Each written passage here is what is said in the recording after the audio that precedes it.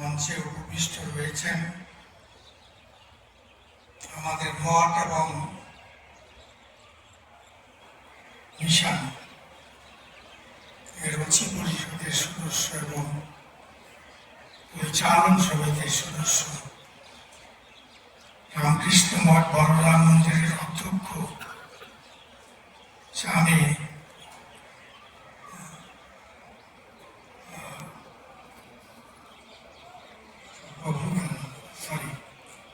স্বামী সর্বভূতানন্দজি, এখানে রয়েছেন রামকৃষ্ণ মঠ অদ্বৈত আশ্রমের অধ্যক্ষ স্বামী সুচিদানন্দজি, উপস্থিত শ্রদ্ধেয় এবং পূজনীয় সন্ন্যাসীবৃন্দ, প্রিয় প্রীতিভাজন ব্রহ্মচারীবৃন্দ এবং আজকের এই সভার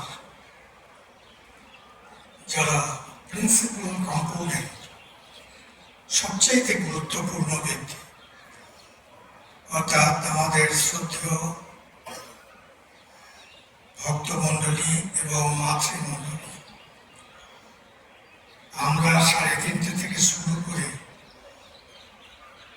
একটি সুন্দর আবহে এই 1.5 ঘন্টা কাটিয়েছি।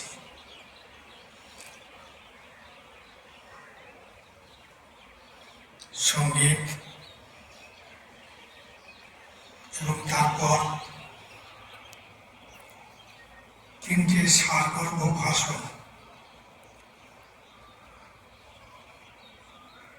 আমরা প্রত্যেকেই এর জন্য উপকৃত হয়েছি, এ সম্পর্কে কোনো সন্দেহের অবকাশ নেই। এখন সভাপতির ভাষণ। সভাপতির ভাষণের একটি সুবিধে আছে, একটি অসুবিধেও আছে। অসুবিধাটাই প্রথম বলি, সভাপতি যা ভেবে এসেছিলেন হয়তো কেউ তা প্রথমেই বলে দিলেন, স্বাভাবিকভাবে সভাপতির বিশেষ কিছু বলার হইল না। আর সুবিধে হচ্ছে যে সভাপতি যদি কোনো ভুল বলেন তাকে শুধরে দেওয়ার কেউ নেই, অতএব শুধরানোর অবকাশ সেখানে নেই। দারুণ কথা বললেন। আমরা শুনলাম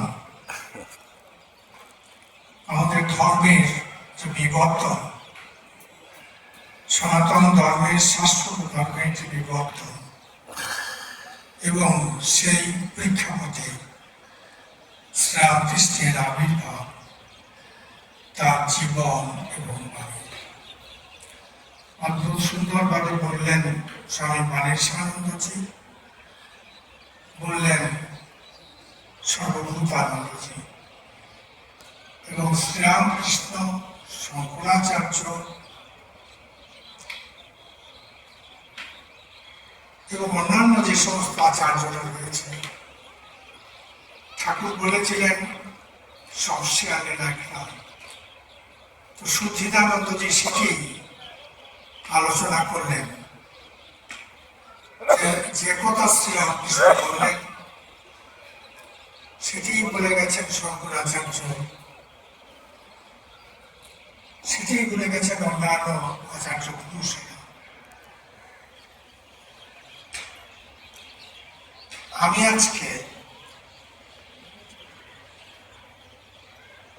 আজকের দিনের মতো একটি কথা বলতে চাই, সেটি হচ্ছে মাস্টারমশাই এবং শ্রীরামকৃষ্ণ।